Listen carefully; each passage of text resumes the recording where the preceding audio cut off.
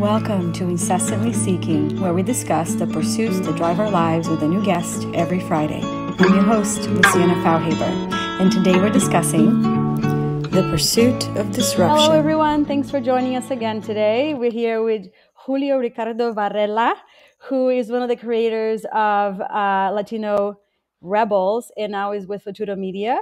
And his life pursuit has been of disruption, on raising a community, of having a voice, of being heard. So, Julio, welcome. I would love to hear, how did you end up in this life path? Hey, well, thanks for the invite. My pleasure.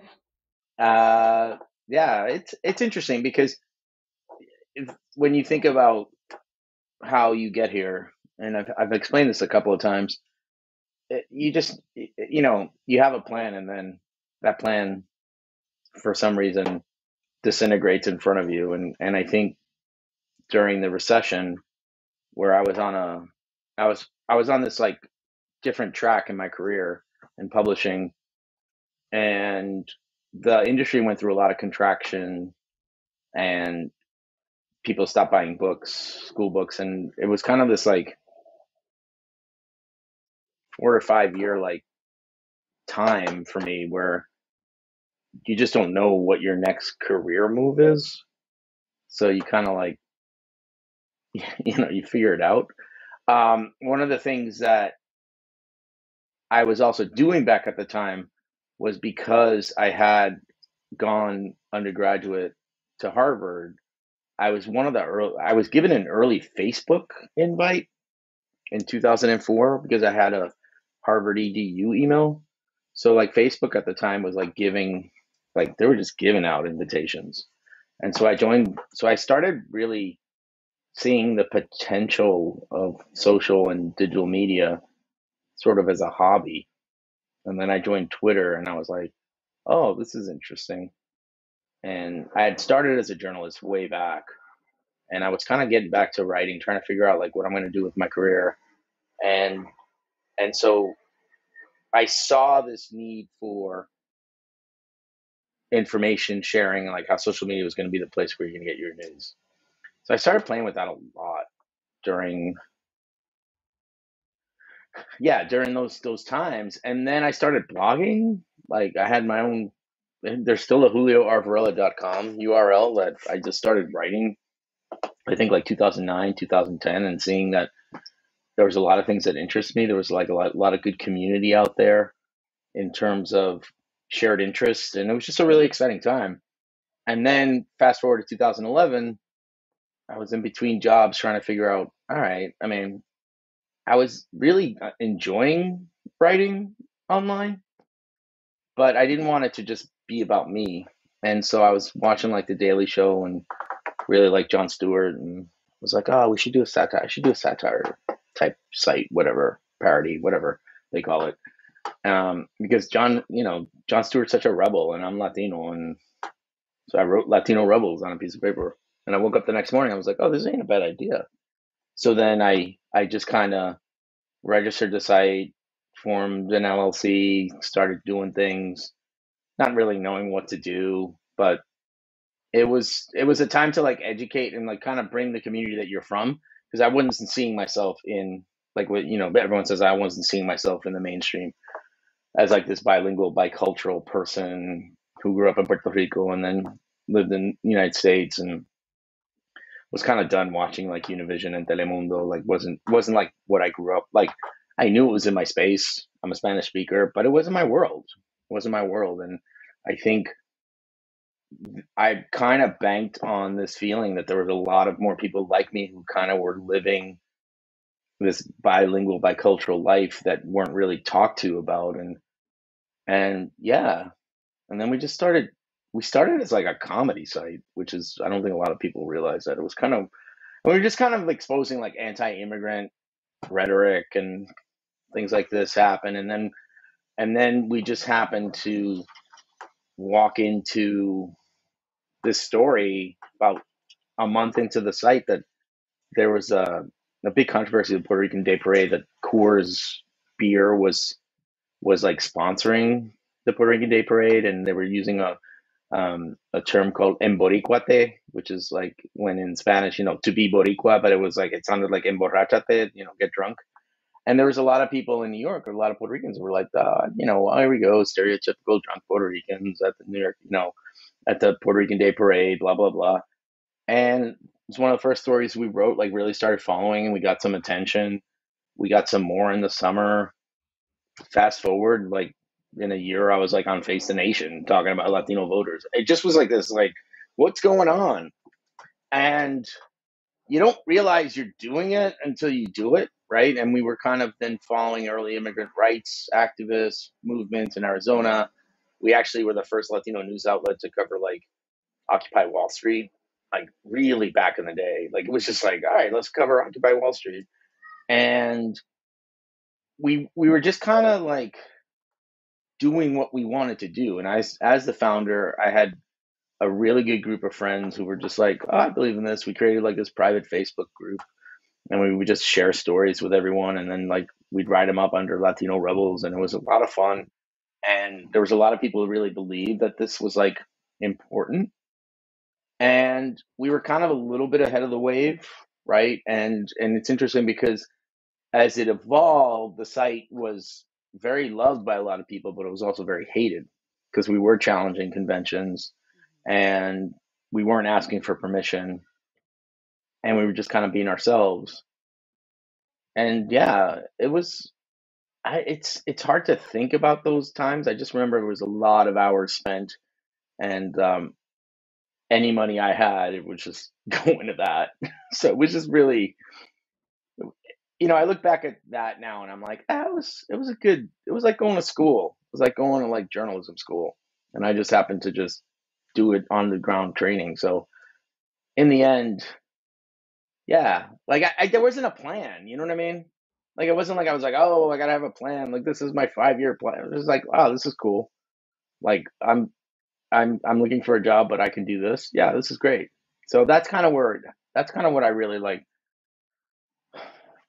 It became like a place for me to like grow creatively without asking for permission, right? That was my place. And like I said, we were a little bit snarkier. We were a little bit like, people thought we were probably like mean. And, there's a lot of people that just couldn't believe, like everyone thought there was like tons of millions of dollars. I was like, there's no money here. It just hit the community. I don't know what to say. And it was timing, a little luck. The name helped.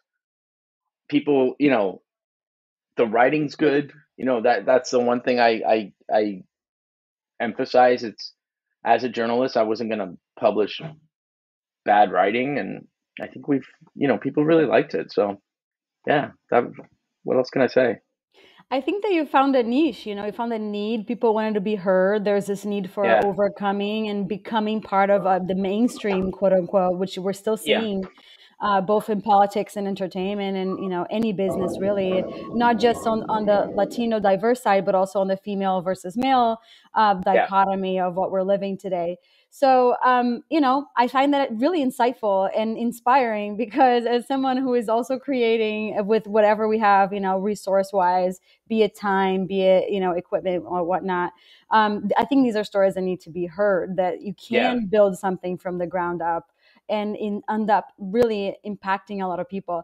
But I do remember that Coors Light incident in New York City with the yeah, parade because I was a teacher at the time. And I remember that the day parade is actually somewhat of a educational institution too. So there yeah, was some kind of like controversy of like, wait a minute, beer shouldn't be supporting this. It's supposed to be educational for kids. Oh my yeah, yeah, God. yeah, yeah. So I really vividly remember that. But, what I love about what you said too about Facebook is that when I finally got the invite, I was going to Fordham in New York. And it became later on, as anybody could join, a way to really stay in touch with my family. But I remember the first time that I ever chatted with anybody online, I lived in Brazil still, and it Yeah, was ICQ or the AOL chat rooms. And I remember it was just like a name and you had no idea who you were talking to. It could be right. could be like nowadays thinking about the dangers of Yeah, I'm like, it could have been literally anybody, but he had that sense of connection of like, finally, the world feels smaller and that we're finding people all Yeah, over the world. yeah. I think that's the one thing. It's like the one thing I tell everyone is, you know, you don't have to have the plan. Just do it, right? I know that sounds like really like, oh, that's yeah, it's easy for you to say that. I'm like, I mean, we that's all it was. It was like, who do we like? Like-minded individuals. Who am I hanging with? Oh, I like these people.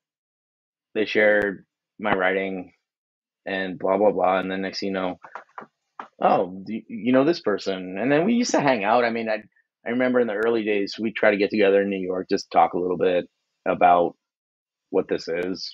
Like, who the hell knew, right? Like, who the hell knew? Like, I was just kind of like, and it evolved, right? I think one of the things that, with the 10 years of Rebels now, it has evolved dramatically in a lot of ways that now I'm kind of like, oh, okay, now we're definitely more of a journalism type site, a news site with commentary and informing the community. There's a lot of similar players, and I don't really worry about what other people are doing, to be honest with you. I just kind of make sure that I whatever we can do each day to give to the community, then we're doing okay, right? And like I said, it's like there's like people that like absolutely hate us, like could not even begin to like fathom, whatever. I've been called every name in the book or whatever, Are you getting and hate mail? yes, I get hate mail. That's happened all the time. But I always quote one of your fellow country people from Brazil, Coelho, who always talked about mediocrity. You're don't being mediocre is people that listen to criticism or get lose focus. It's like you're not here to be mediocre in life. You're here to be great. And I have the quote somewhere written in one of my journals, and that kind of helped me through sort of this growth because I do think part of when you create something from your own lane, there's this an inherent skepticism that it wasn't blood, sweat, and tears, right? That I was given this, Hmm. that I went to like a privileged institution and I actually had a career. And when in fact, in the end, I've been through like several career transitions. I I kind of reinvented my career in my 40s, and you just question it, right? You just wonder like, oh, and then you find your path, and it's kind of a little bit insulting to the point. It's like you don't know my story, you don't know how I did it. Like I'm the only one that knows the truth, right? And so, but if you want to obsess, if you want to take that energy and to talk about what we do, great, awesome. Like then that was the thing that I had to learn through that because it was a little bit rough and tumble. Now I'm like, it's bigger, right? It's bigger. There's a mission. I'm at Futuro Media. It's a bigger thing, and and that's where I feel like not settling is the journey for me right now, right? I'm constantly thinking to myself, oh, where are we publishing next? What are we doing now? Like it's exciting, it's fun, now I get to make a living out of it, right? I didn't make a living out of it for several years, and yeah, I lost money, yeah, but you know I'm still here. So you know what I mean? So it's like that's what I say. I was like, I'm still here, And that's what and matters. At the end of the day, that's really yeah, what matters. If we look historically of who has come and gone or quit or gave up, like the fact that you're still standing and you're still doing what you believe in and you're fighting for that every day, I think that's the win. I mean, obviously we need to live and we need to support ourselves, and yeah, hopefully we can do that and be passionate about what you do, in the same time. But I think that's the win. yeah, it is, and I think that's where I don't know if it's wisdom as you get older in life, or you maybe. spend, you have more experiences, whether it's with, friendships breaking or things and whatever, right? Or this, one relationship ends, another one starts. Like there is an infinite curiosity now that I have about life, that I wake up every morning, thankful, and I enjoy what I do. Like I get excited about what I do, and I'm happy about it. And I wouldn't say that my entire life was like that. You kind of had to figure that out, right? You figure it out on your own. Some people might tend to figure it out quicker than others. It took me a while. It took me like several years of really massively clinical depression that I don't talk much about it, um, but I do know that that helped me in a lot of ways. I look back at where I was maybe even like 12, 13 years ago, with two kids, married, like, and being the provider, and like being like infinitely clinically depressed. And you don't hear about stuff like he's like, well, why would you get like that? It's like, well, I don't know. I mean, it's a sickness, so I can't tell you, like, it's a disease, so it's an illness. But there was an inherent like feeling of pushing through that I didn't see at the time. And I just kind of, you feel like you go through the motions of, all right, I'll go to therapy. All right, I'll go on meds. Yeah, whatever, blah, blah, blah. I'll work out, whatever. But you're constantly doing it. And then eventually, whatever treatment you have, at least you start getting a clear head about it, to be like, oh, you know what? Yeah, like this ain't so bad. Right. And then each day gets more manageable. And I think about that a lot now, because I think about the fact that I've been able to use what I learned through my therapy and coping strategies to even get through days when it gets really complex, right? That I don't feel the burden of like I feel like I've killed it. It's still in me. It's like very tiny. And there's moments where I'm like, oh, wait a minute. Especially during the pandemic, where you're like, oh, wait a minute, this feels okay. This doesn't feel good. But I go play soccer. I go box in my garage. I have a punching bag.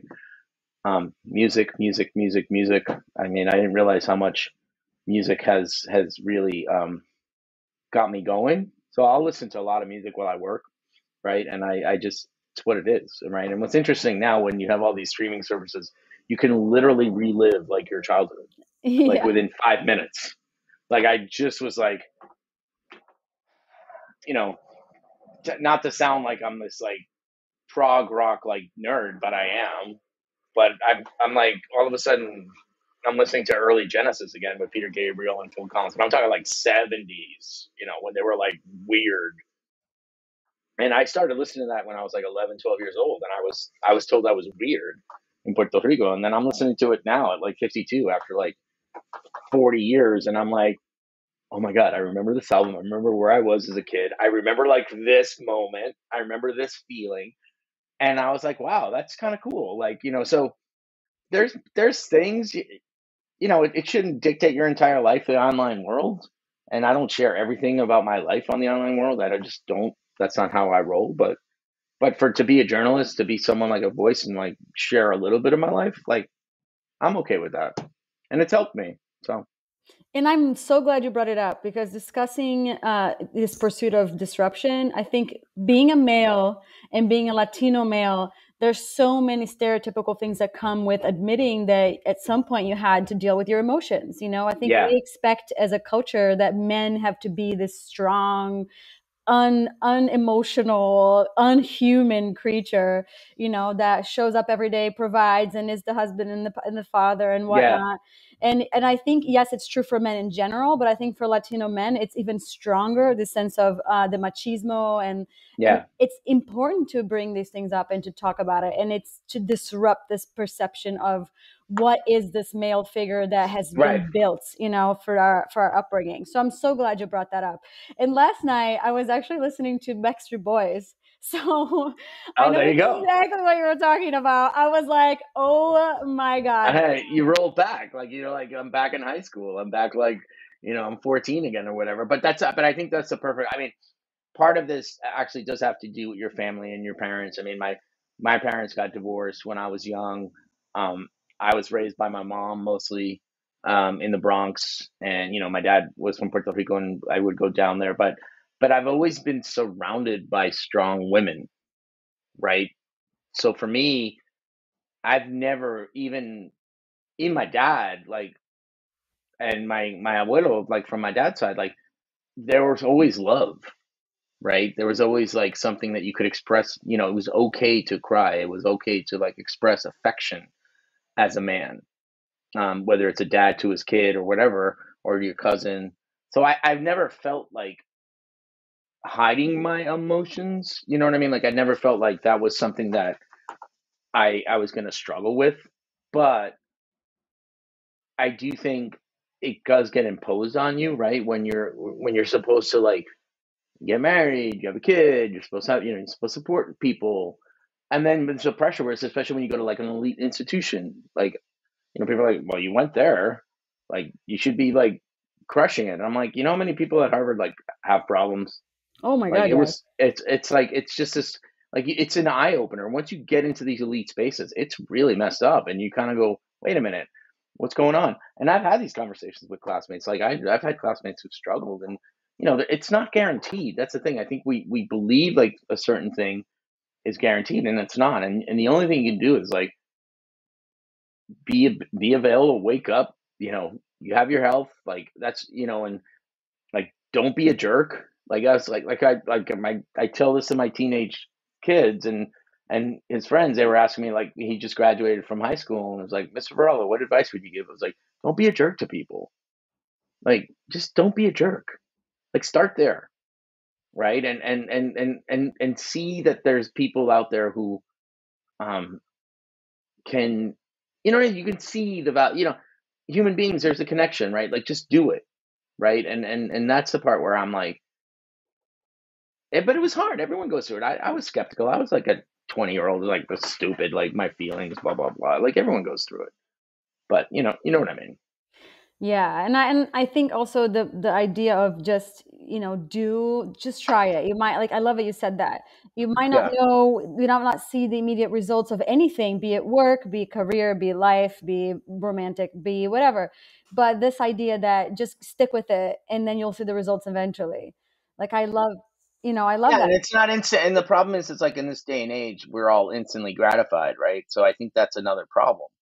Is that you expect? Well, I've done everything. Like I have taken the plunge, and guess what? I'm still not where I'm at. And I'm like, but do you find those moments? Are you getting little victories? Are you seeing something that are you? What is it that you love? You can't go a day without not loving something. You know what I Hopefully. mean? Yeah. Yeah, like if you're not one thing, like it's just one thing, and it doesn't have to be like a person. It doesn't could be like you know like a song. It could be a tweet. It could be anything. And you're like, oh my god, that's a funny meme. I love it. Like you got to have some feeling. I mean, that's where I think we we also put too much pressure on ourselves to try to create this public persona, especially in the social media space where everything's okay, right? And so people hide behind their everything is okayness by being like, here's my big Instagram, and you're like, there's a lot, and that's the part where I think it's important as you handle or whatever, as you grow in your career or whatever, or you're able to achieve certain things, you got to remember where you came from, right? And there were very dark moments. Like I mean, and the more and more I talk to people, like it's very. I don't think a lot of people have like said like, "Oh, life has been easy." And it's like, and so I feel like just embrace it, right? Embrace the moment, embrace it in a lot of ways. Don't get caught up into it. Don't overthink it.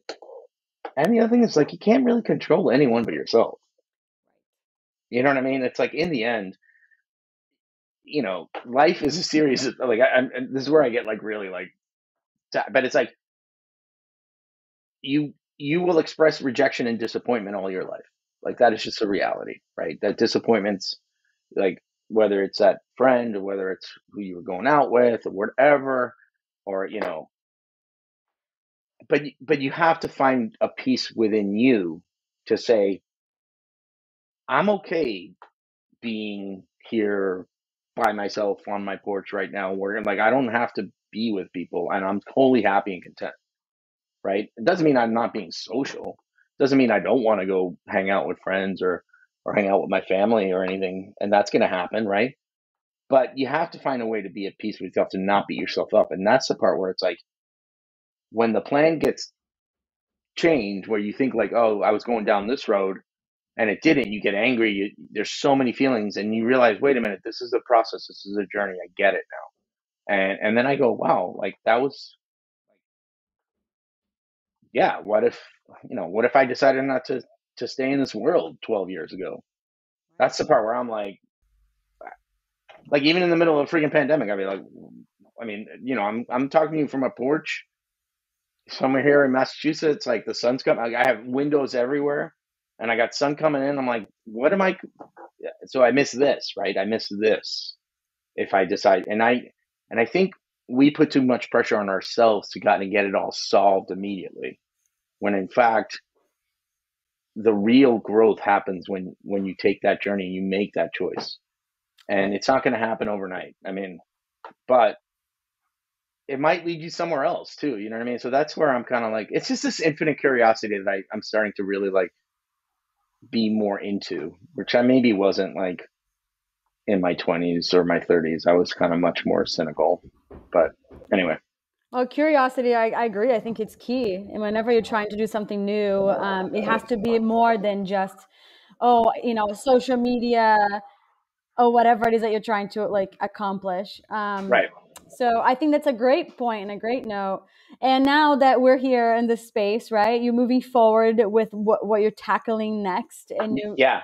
joining Futuro Media. What are the plans there? How do you see this going for you? So I've been with Futuro Media, with Maria and Hostess Company, since 2014. And because I was unemployed and I needed a job. And she told me, it's like, don't ever get rid of Latino roles. I'm like, okay, but I'm not getting paid for that. I'm doing my job. Luckily, I had some really good friends who were like, you know what, I want to play around with it. So like people like Hector Luis Alamo, Marlena Fitzpatrick, Shari Delgadillo, Christian Vasquez, like they were just people have come in and out of Latino Rebels just because they just like, this is what it is. And then we have 600 plus contributors.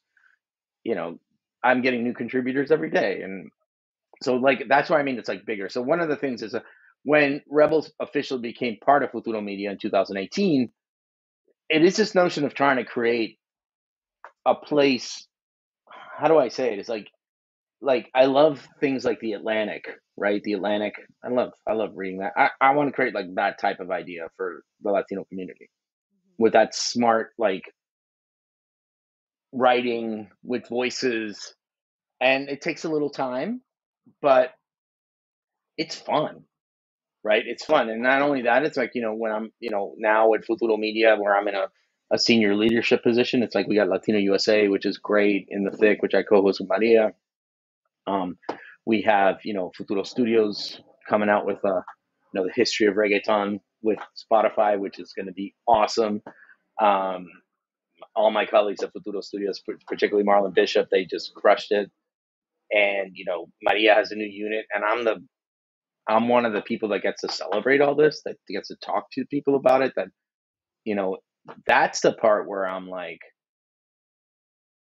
so enjoyed, and like I enjoy it so much because the work that's being done out of Futuro Media is just spectacular right now. And someone like Maria, who had that vision, and to be like, all right, we're gonna just have a good team. Like, it's really like we don't get caught up in it, right? And so I'm like living proof of someone who's like found something that they truly really love, and I'm like, what am I? What's the problem here? And I get to so that to me is like what makes Futuro so great. It's like we're doing as much as we can every day, representing a community, rinse and repeat, do it again, don't overthink it, do it again, don't overthink it, like just do it again, and let's go. And you just keep doing it, and you build the muscle memory, and you don't have any expectations. and you're doing it right, and people start going, wait a minute, whoa, these people, like, they're speaking to me. Oh, okay, then this comes in, and then all of a sudden you have a bigger place, and then all of a sudden you get the interest of like bigger companies, and then it changes, right? And then you're trying to, like, this dynamic of changing media to reflect underserved communities. You're helping to lead that dynamic. So now you're in a place of like, this is awesome, right? Like, this is awesome. And so that's what I'm excited about. I'm also super excited about the fact that I got to do a project with Wajahar Ali, one of my dear friends from Al Jazeera America, and we decided to, you know, we I came up with the name, called it This Week in White Journalism, and he loved the idea of like, how do you look at, how do you begin to critique media through white supremacy, because that's basically what's out there now. And I got him to write a script, and we performed it. We shot it in DC in early July. It's in post production now. We did it with 150, which is part of it's the incubator arm of Warner Media, and we're gonna take this concept. We're gonna pitch it. We want to do a Latino Rebels late night show, and we're gonna get meetings. And I'm like, what else you want? You know what I mean? So that's exciting. So I think, yeah, it's not going to come overnight. It's incredible hard work and dedication. There's going to be days, right? There's days where I was like, oh, I don't need to do this, but I'm also finding like I don't have to do it anymore on weekends, right? Right. Like I got to see the beach this past weekend, and I did not have to. I turned work off, and I think that's also helping me realize that also taking care of yourself is so important, and you got to figure it out. And it was good to see like really good friends. It was good to like see people that I haven't seen in 10 years, in a post-pandemic place, and just kind of catching up and just seeing like, oh wait, your kid's going to college soon? Yeah, mine too. That's crazy. Like, wow, we were coaching baseball together and all that. So that's where, you know I don't. But the one thing I've learned is like I don't know what life's going to bring me anymore. You know what I But that's mean? part of the fun, right? I, if you realize it's part of the fun, because I think a lot of people see that and they get insecure and they get scared and they get anxious. And I try to tell people, it's like, you know what? You can't worry about things that haven't happened. Right. It's like I mean, you can, but that's not a great life. it's not a great. It's like you're gonna worry about things. This hasn't happened. So like a worry is like it hasn't happened. Now, if I'm not saying you have to have a like empty mind here, but at the same time, it's like you have to find ways to think about how best you can handle what's being given to you. And if you're adding things that don't exist into your brain and they're not real, then you're just clouding your brain. Whereas if you just focus on the things that you have to do each day, and it's tough. I mean, like I could see why being in quarantine and being like isolated from the world the last year and a half is big for people. Like for a lot of people, that's just not good. I mean, like I said, it's like you recognize those dark spots. Um, the only thing I can do is say like, hey, you know what? I've been there, and I know, but your truth is your truth. But I've been there. I mean, I can be sympathetic, and if you have compassion, those are the things that we should be celebrating and elevating, the sort of qualities to make us better human beings. But yeah, I'm not, he's like, I'm not bored, And right? I That's think the that thing. says a lot. And the reason why I really wanted to talk to you is because I think in a lot of the diverse communities, there is this covert self promotion that happens in the name of the raising the community. And with you, I find that you do what you say you do, and you stand for that. So now in your new role in Futuro, not only you get to celebrate and witness this great tide that is rising, but I've seen it. I've been part of it, and I've seen you help raise this tide, and champion new voices, and try to help more Latinos being seen, more voices being heard. So I love that. And I think we need more of that. And I'm glad that you're getting to do that now, not only with Latino Rebels, but also with Futuro Media. Right, but I think you have to also think like I think you're absolutely right about how you position this, right? Because I think it's important, and I'm really glad that you saw that distinction because I do think there's a difference between what's in it for me, which is what a lot of people ask that, and then as opposed to how do I help my community every day, right? And that just switching that question, right? Just switching that question completely changes the entire conversation. And I think that the issues of authenticity, real voices, of speaking truth, and giving people like not forgetting where you come from, understanding that there are always going to be new voices out there, and you're not tied to having the most views or the most clicks or I don't it's like I don't pay attention to that. And I know people are like, well, how do you not? It's like, what do you? I mean, did you like the piece? Did you learn something today? If I get one person a day, I'm fine. Fine. You know what I mean? It's like if one person can learn a little bit from what the work that we do a day, then we're fine. Like we're ahead. And that's where I think I just wish more and more people in our community could see that as opposed to asking them like what's in it for me, which I think in the end is like super selfish, and I think it adds a lot of like fear in people. And whereas yeah, and it's different.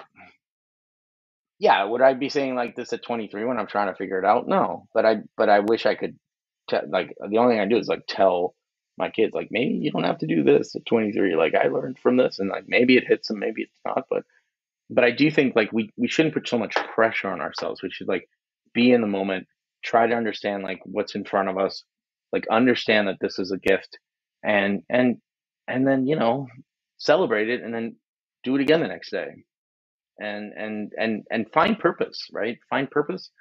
And sometimes you might not find the purpose yourself. It might just hit you, right? It might come from other places. And that's what I think. That's why I say it's like being infinitely curious is very important. Well, thank you so much for joining me today. This was great. I think, again, that this is going to be another piece that's going to help people realize that when the communities succeed, we all individually succeed. And, the more that we can do for each other in disrupting this white media of supremacy that, like you said, is just what we call the mainstream, it's better for all of us, Yeah. So thank you. Oh, For thank your you. time. Yeah, thank you very much. Tell us how to find you. Oh yeah, thank you. At Julito77, JULITO, the number 77, or also at Latino Rebels. You can find me. Search that. We're in all major social media platforms. Although we're not on TikTok because I just can't. So no TikTok. dancing videos from you. No. This is where I'm old. Like I'm just not there. I'm just not there. I love it. Although now that you have back like your collection of music from the 70s, I don't know. I'll keep an eye out. I know 70s prog rock. I don't know if there are any good dances with that, but maybe I'll think about it. Thanks, Julio. Thanks again. Yeah, thanks again. So on the cusp sometimes, because I think for all filmmakers of color or stories that revolve around marginalized communities, we unfortunately have yet to be given the luxury to fail. Like when there is a film about a minority group, it better succeed, because if it doesn't, it's held against us.